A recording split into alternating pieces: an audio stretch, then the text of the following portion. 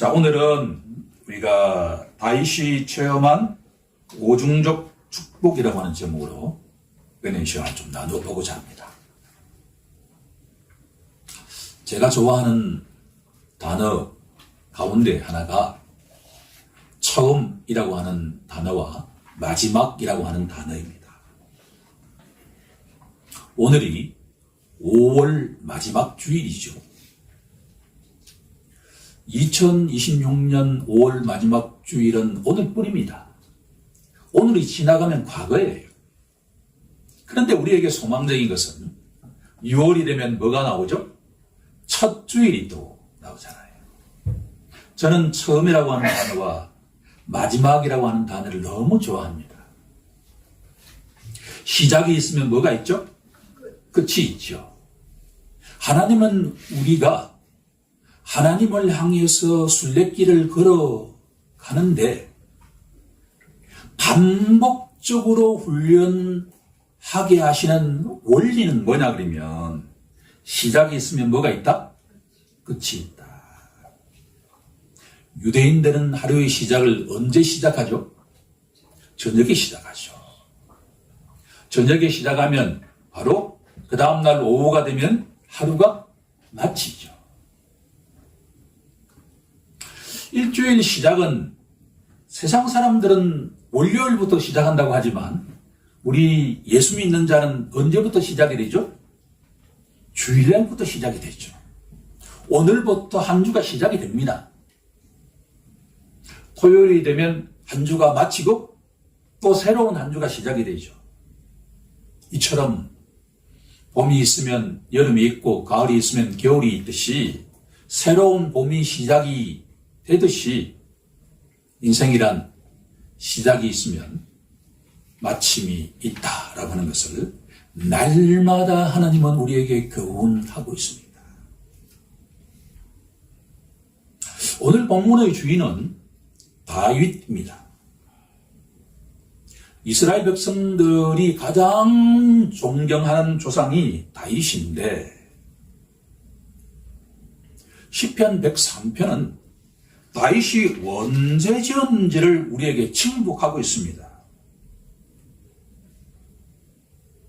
하지만 다윗의 삶 가운데 초년과 중년과 말년으로 보면 전체적으로 볼 때 최소한 다윗이 중후반 이후에 이 시편을 기록했을 것이다 라고 추론할 수가 있습니다.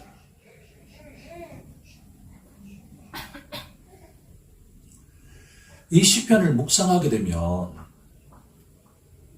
다윗은 예수님이 오시기 1000년 전에 살았던 사람인데 오실 메시아를 바라보면서 이 시편을 기록했다라고 하는 것을 알 수가 있습니다. 다윗은 어느 순간에 영적인 눈과 영적인 귀가 확 열렸습니다. 다윗이 언제 영적인 눈이 열리고 영적인 귀가 뚫렸을까라고 질문한다면 하나님께 가장 기도를 많이 했을 때 그랬을까라고 질문한다면 그게 아니다라고 하는 결론에 도달하게 됩니다. 복음이라고 하는 것은 나의 의와 나의 행위에 의해서 구원받는 게 아니다라고 하는 것을 우리에게 알려주는 것인데 다윗이 언제 하나님과 가장 깊은 인격적 관계를 가지게 되었는가라고 질문한다면 역설적이게도 죄를 지었을 때가 아니었을까라는 생각이 듭니다. 로마서 5장 20절은 우리에게 이렇게 선포하고 있습니다. 죄가 더한 곳에 무엇이 넘쳤다고요? 은혜가 넘쳤다라고 선포하고 있죠. 세상에서는 죄가 진행되는 곳에 정죄와 심판이 임하죠. 누가 죄인입니까? 죄를 범한 자가 죄인이죠.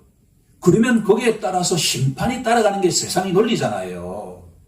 그런데 하나님께서는 사람들이 죄를 범하는 순간에 그 죄의 현장으로 찾아가신다라고 하는 거예요. 성경은 우리에게 다윗은 하나님 마음에 합한 자였다라고 선포하고 있죠. 쉽게 말하면 다윗은 하나님께 인정받았던 자인데 언제 인정받았을까라고 질문한다면 하나님께 뜨겁게 기도하고 하나님만을 찾았을 때도 인정받을 수가 있지만 오늘의 시편을 묵상하게 되면 다윗이 범죄했던 현장에서 하나님과의 관계가 더 깊어졌다라고 결론을 내리지 않을 수 없다라고 하는 거예요.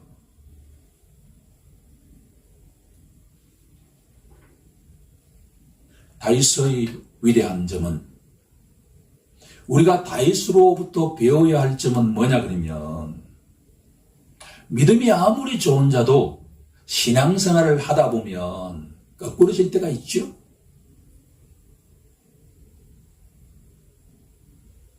개인마다 다 다를 수가 있는데 한 사람도 예외 없이 모든 성도들은 업앤다운이 있습니다. 특히나 우리가 다운이 되었을 때 이런저런 일로 내 인생에 지금 가장 밑바닥이야. 나에게는 소망이 없어. 세상 사람들이 나를 어떻게 평가할까? 이렇게 절망하는 순간에 다윗은 하나님께 무릎을 꿇었습니다. 하나님의 얼굴을 바라보기 시작했습니다. 그 순간에 세상의 논리와는 정반대로 내가 하나님 앞에 반역했고 내가 하나님 앞에 죄를 지었고 세상 사람들이 평가하기에는 손가락질 할 수 있는 그와 같은 상태에 처해 있는 세리, 유대 민족에게는 가장 손가락질 받는 사람이 세리였단 말이에요. 일본 치하를 받을 때 일본 순사를 생각해 보면 좋죠. 그리고 가장 손가락질 받는 또 한 그룹이 바로 장녀였습니다. 그들은 유대인들이 보기에는 숨어서 지내야만 하는 사람들이에요. 그런데 죄인 중에 죄인이었던 그 세리와 창녀들이 누구에게 나아갔냐 그러면 예수께 나아갔을 때 세상 사람들은 정죄하지만 예수님은 그 사람들을 긍휼의 마음으로 바라보았습니다. 죄가 흘러넘치는 순간에 하나님께 나아가는 자는, 예수 그리스도께 나아가는 자는 죄를 덮고도 남는 은혜 위에 은혜를 풍성하게 내려주시는 분이다라고 하는 것을 다윗은 깨달았다라고 합니다.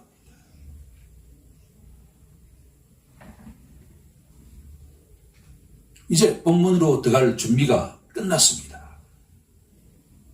주보를 보게 되면 서론에서 제가 이렇게 기록해 놓았습니다.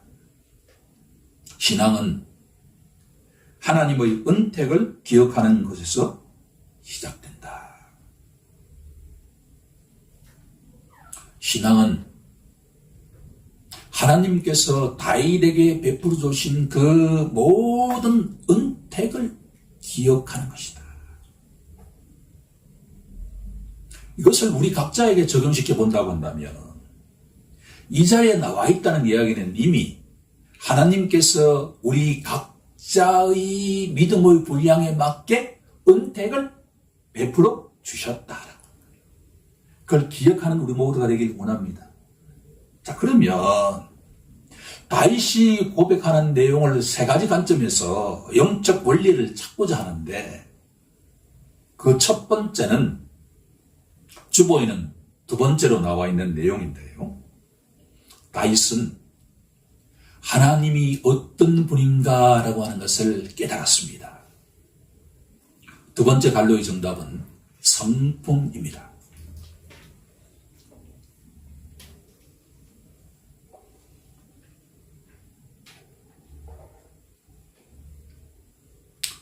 그저께 책방에 큐티책을 한 달에 한 번씩 사러 가는데, 제가 책방을 굳이 방문하는 이유는 뭐냐 그러면 신간서적이 어떤 게 있는가를 보는 게 즐거움이고, 그리고 꼭 책을 한두 권 구입합니다. 19세기 중엽에 찬송가를 많이 쓴 목사님의 이름이 호라티우스 보나르 보나라는 스코틀랜드 출신의 목사님인데, 이분의 책 제목이 은혜의 드라마라고 하는 책이에요. 그 책을 주말에 읽으면서 어떤 감동이 왔냐 그러면, 데살로니가 전서에 항상 기뻐하라 라고 되어 있죠. 어떻게 하면 우리가 기뻐할 수 있을까요? 지금부터 기뻐하자 라고 하면 기뻐할 수 있을까요? 몇 초는 갑니다. 그 비결이 뭐냐 그러면, 기쁨의 원천을 바라보면 기뻐할 수가 있어요. 내가 아주 목이 말라요. 그러면 뭘 찾으면 되죠? 물이 나오는 샘을 찾으면 나의 갈증이 다 해소되죠. 기쁨의 원천이 뭘까요? 누굴까요? 그 보나르라고 하는 이 목사님의 책에 보니까 기쁨의 원천이 하나님이다라고 하는 거예요. 기쁨의 원천인 하나님을 바라보기 시작하면 자기도 모르게 내 내면에서 뭐가 흘러나온다는 거예요? 기쁨이 흘러넘친다. 너무나 당연한 이야기 같은데, 영적 비밀을 깨닫는다는 하는 것은 아주 쉽지 않은 내용이에요. 주님이 살아가신 성도 여러분, 다가오는 한 주 동안 우리가 항상 기뻐하며 살기를 원하십니까? 그러면 누구를 바라보고 묵상하면 된다는 거예요? 하나님을 바라보십시오. 하나님이 어떤 분인가를 성경 말씀을 묵상하면 자기도 모르는 사이에 내 내면에서 뭐가 흘러 넘친다는 거예요? 그냥 기쁨이 넘친다. 이 말씀을 어린아이처럼 받아들이고 한 주 동안 기쁨이 넘치는 삶을 살아가는 우리 모두가 되길 원합니다. 그런데 다윗이 말이에요, 죄를 짓고 바세바 사건 이후에 다윗 가문에는 불행이 끊어지지를 않습니다.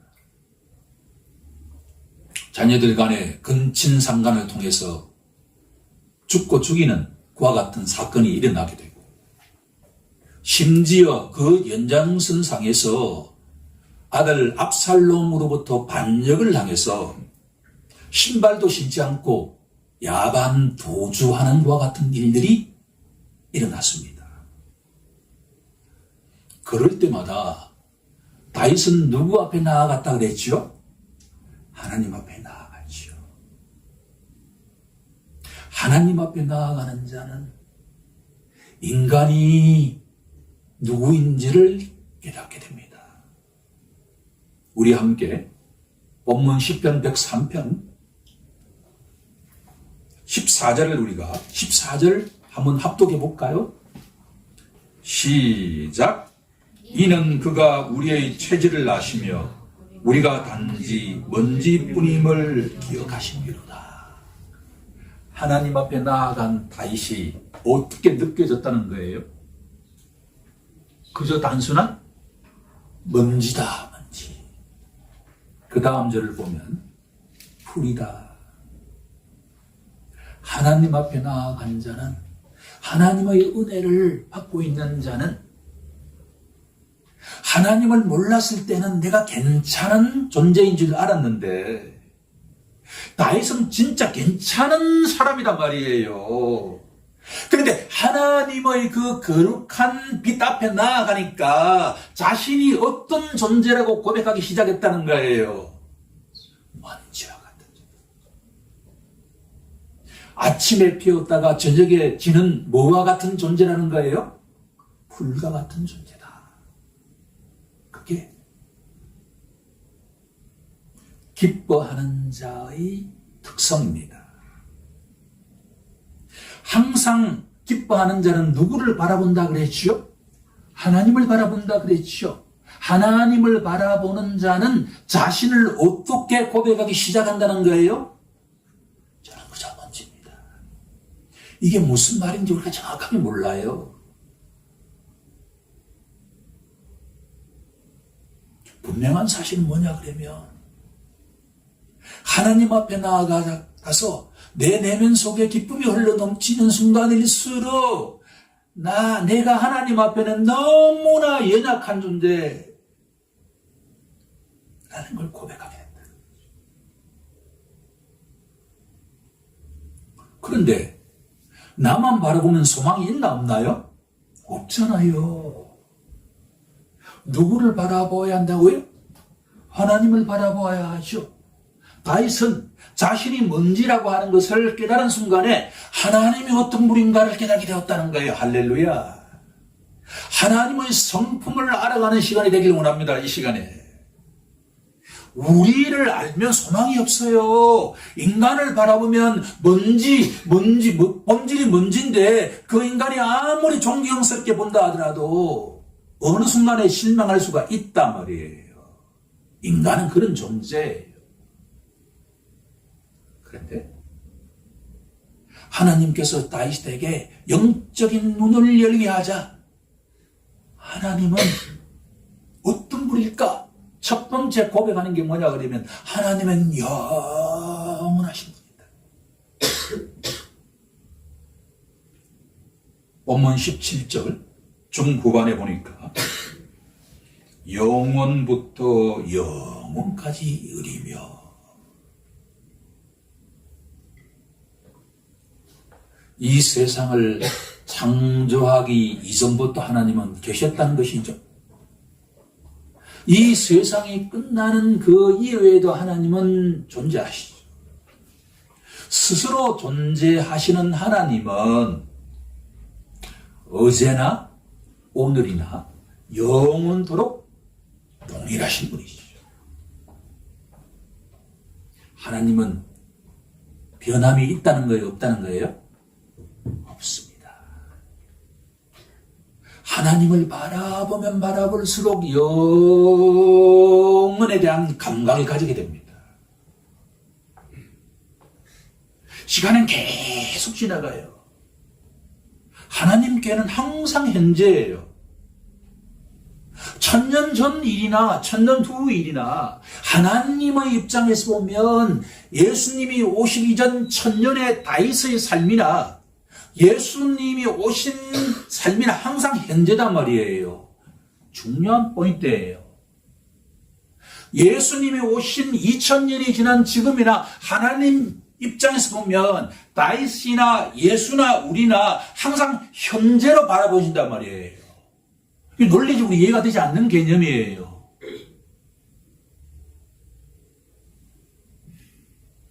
하나님은 영원하신 분이다. 두 번째, 18절 초반부에 보면 그 언약을 지키시는 분이다. 하나님은 약속을 하시면 무조건 어떻게 한다는 거예요? 100% 지키시는 분입니다. 우리 그리스도인들이 기도할 때 가장 강력한 기도가 어떤 기도인 줄 아세요? 하나님 이렇게 말씀하셨잖아요. 하나님 이렇게 약속하셨잖아요. 그렇게 기도하면 100% 응답받는 역사가 있는 줄로 믿습니다. 내 말은 절대로 땅에 떨어지지 않는다? 떨어지지 않는다 말이에요. 하나님 말씀이 선포되는 순간에 하나님은 1000년 전이나 2000년 전이나 2000년 후나 똑같이 현재이기 때문에 말씀이 선포되는 순간에 성취되는 걸 보신다라고 보시죠. 그런데 인간은 어떻습니까? 내가 오늘 아침에 내가 이렇게 하겠다고 결정하는데 3일 지나면 어떻게 되죠? 바뀌죠. 조금이다. 3일마다 약속을 하면 돼요, 자신한테. 그럼 계속 약속할 수가 있어. 그런데 2, 3일 가잖아요. 인간은 시간이 지나면 흙으로 돌아가는 존재지만 하나님은 절대로 바뀌지 않는 분이에요. 인간은 아무리 약속해도 언제 약속했냐는 듯이 원래로 돌아가지만 하나님은 절대로 약속을 잊지 않는 분이다.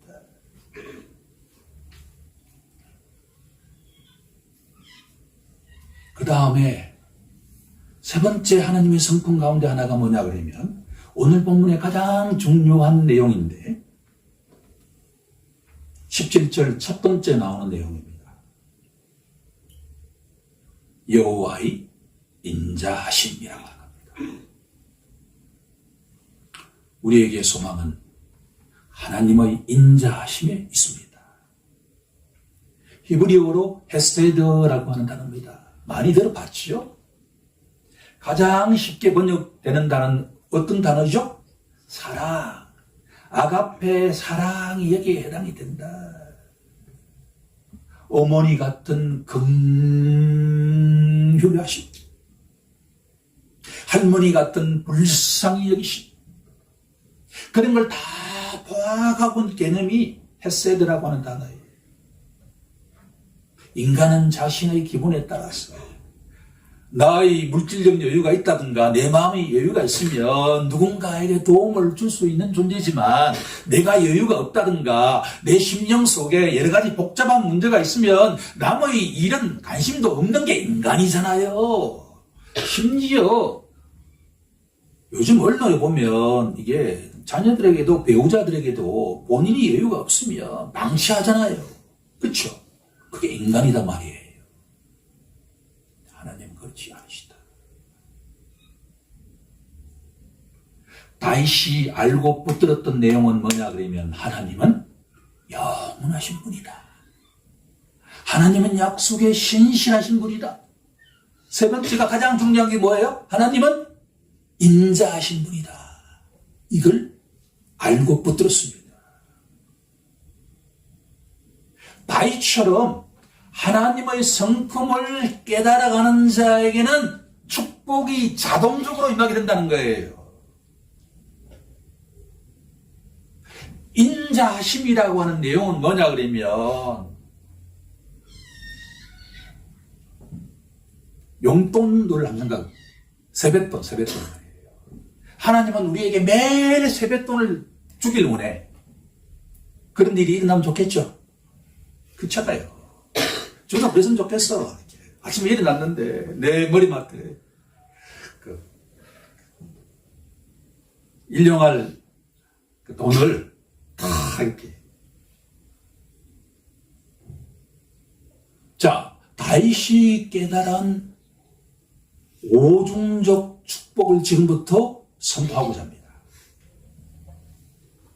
이것은 하나님이 어떤 분인지를 아는 자에게 임하는 거예요. 자동으로 오지 않습니다. 하나님과의 인격적인 관계가 형성되어 있는 자에게는 자동적으로 임하는 축복이에요. 3절 우리 합독해 보도록 하죠. 시작. 그가 내 모든 죄악을 사하시며 내 모든 병을 고치시며. 첫 번째 축복, 죄 사함의 축복입니다.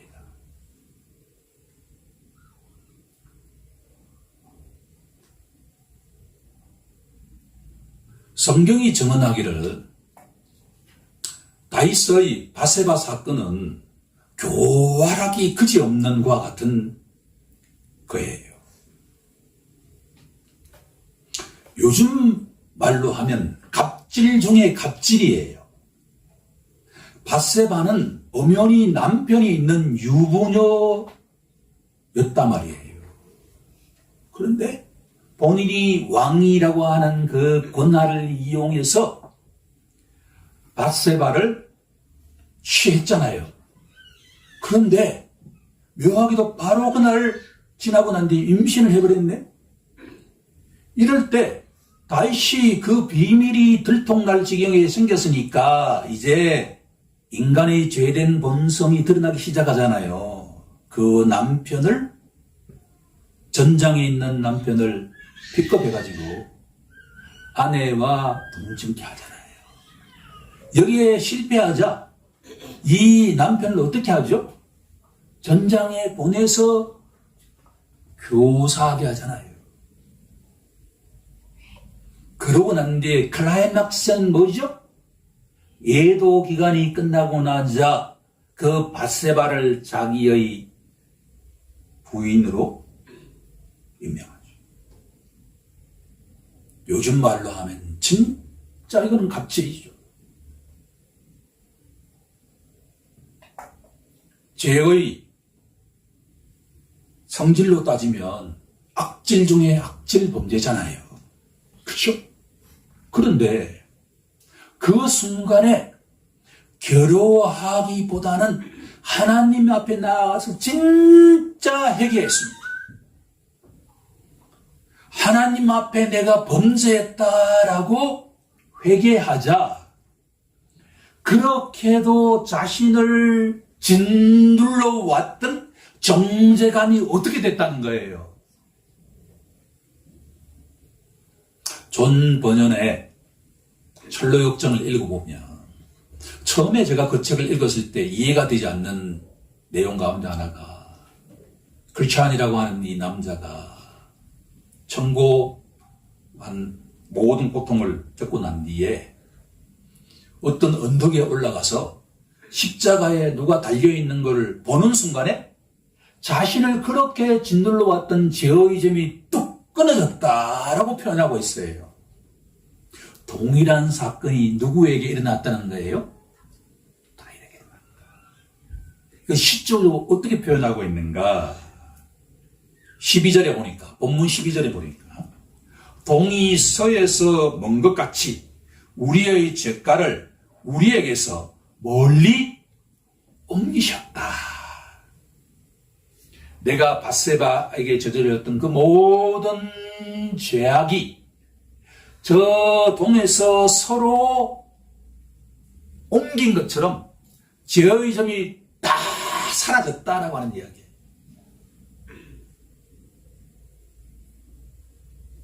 주님이 사랑하시는 성도 여러분, 우리가 살다 보면 이런저런 어려움에 처하게 되는데 그때마다 자신을 정죄하는 대신에 누구에게 회개해야 될까요?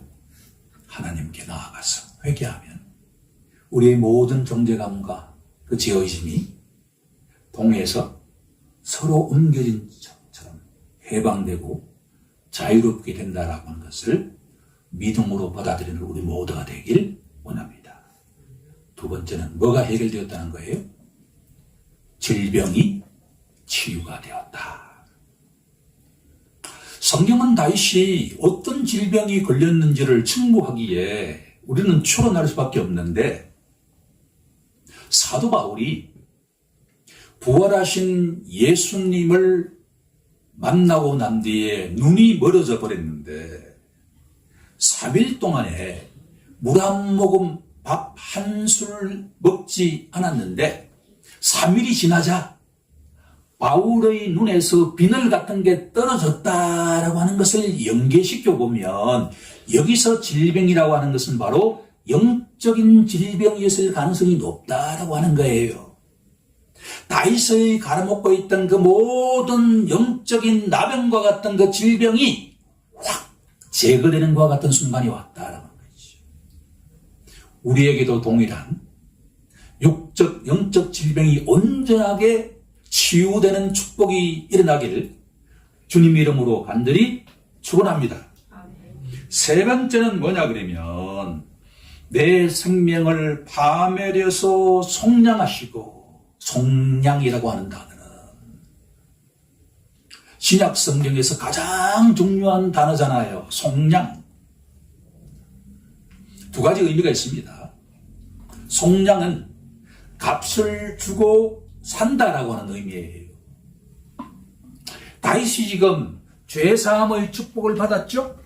질병이 난 축복을 받았잖아요. 그런데 이게 공짜가 아니라 누군가 값을 치렀다라고 하는 거예요. 10,000달란트의 값을 누군가 치렀다라고 하는 것을 깨달았다는 이야기죠. 그러고 난 뒤에 속량의 두 번째 뜻은 뭐냐 그러면 해방된다 그런 이야기예요. 자유를 얻게 된다라는 이야기입니다. 속량은 누군가 값을 치르다라고 하는 의미와 자유롭게 된다, 해방된다라고 하는 의미를 가지게 된다라고 하는 거예요. 내가 죄사함을 받았고 내가 질병이 치료되었고, 그런데 누군가 그 값을 치러주어서 내가 생명을 얻게 되었다라고 하는 것을 다시 깨닫게 되었다라고 하는 거예요. 네 번째, 바로 5절에 보면 좋은 것으로 내 소원을 만족해 하사. 4절에 하나가 앞에 있네요. 인자와 긍휼로 관을 씌우시며. 다윗은 만전에 참 아까도 제가 이야기했지만 고생을 많이 했습니다. 예수님을 예표하고 있는 것이긴 하지만 이 땅에서는 내가 이렇게 고통을 받지만 때가 되면 하나님께서 나에게 영광스러운 면류관을 주신다라고 하는 것을 깨달았습니다. 우리 또한 이 땅에서 하나님을 믿고 의지하는데 왜 이런 일이 생기지라고 고통받는 영혼이 있다고 한다면 때가 되면 하나님께서 다윗에게 주신 것처럼 우리 각자에게 영광스러운 면류관으로 우리에게 복을 주신다라고 하는 것을 믿고 나아가는 우리 모두가 되길 원합니다. 다섯 번째 가장 중요한 것은 뭐냐 그러면 좋은 것으로 내 소원을 만족해 하사. 만족이라고 하는 단어입니다. 다윗이 지난 시절을 회고해 보니까 항상 부족함이 없었다라고 하는 것을 깨닫게 되었습니다. 이것을 알려주는 시편이 몇 편일까요? 시편 23편이죠. 여호와는 나의 목자시니 내게 부족함이 없으리다.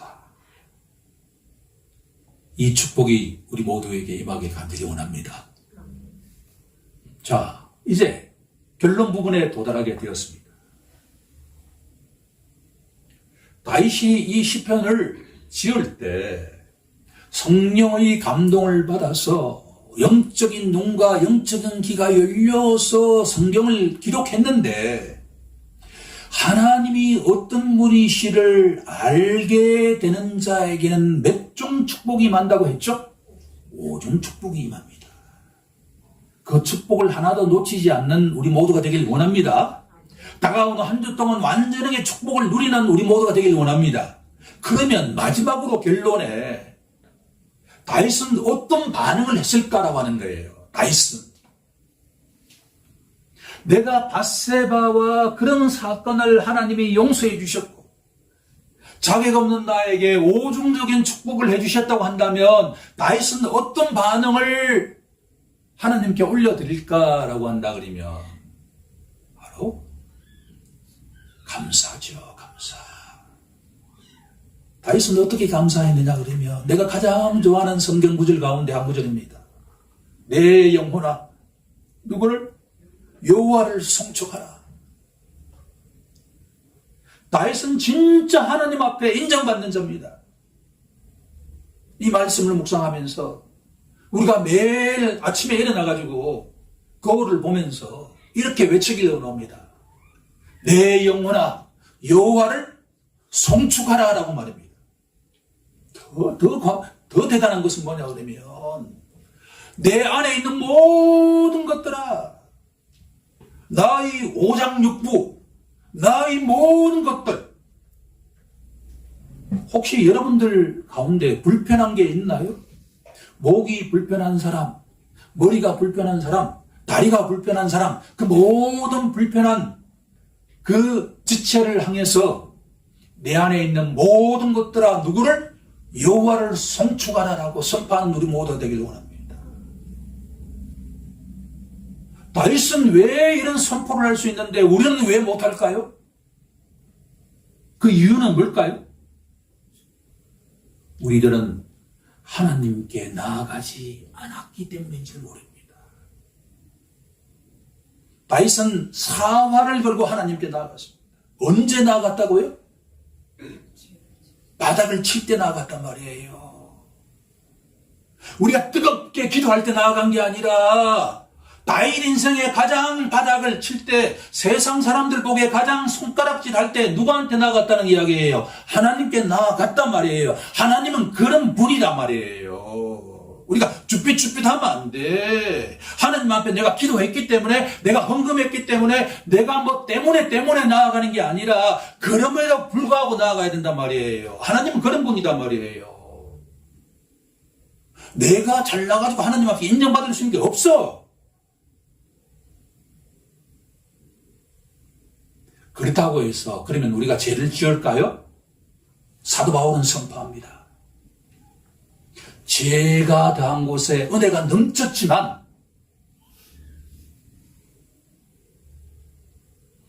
하나님께 나아가는 자는 오중 축복을 깨닫는 자이기에 누리는 자이기에 하나님께 감사 찬양하는 자가 되지 않을 수가 없습니다.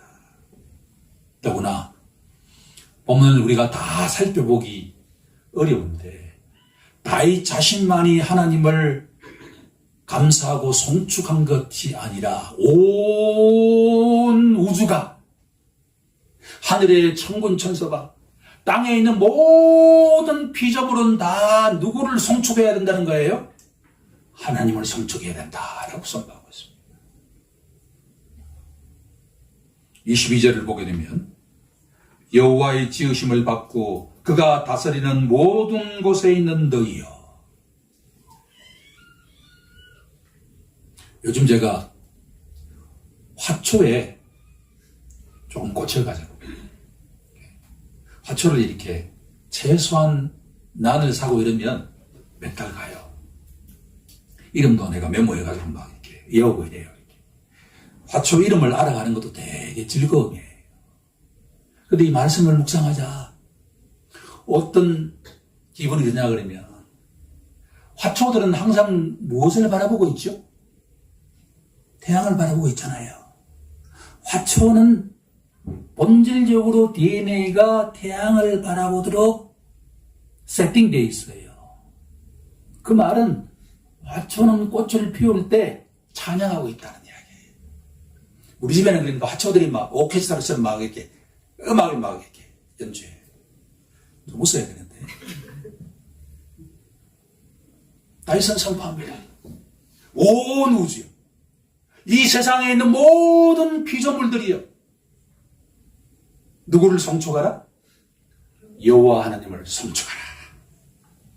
그분이 우리에게 선한 목자로서 우리가 필요할 때마다 우리에게 필요한 모든 것들을 다 공급해 주시는 능력과 마음과 실행을 하시는 분이기 때문에. 자, 오늘 말씀은 역설적입니다. 6월 한 달 어떻게 우리가 지내야 되냐 그러면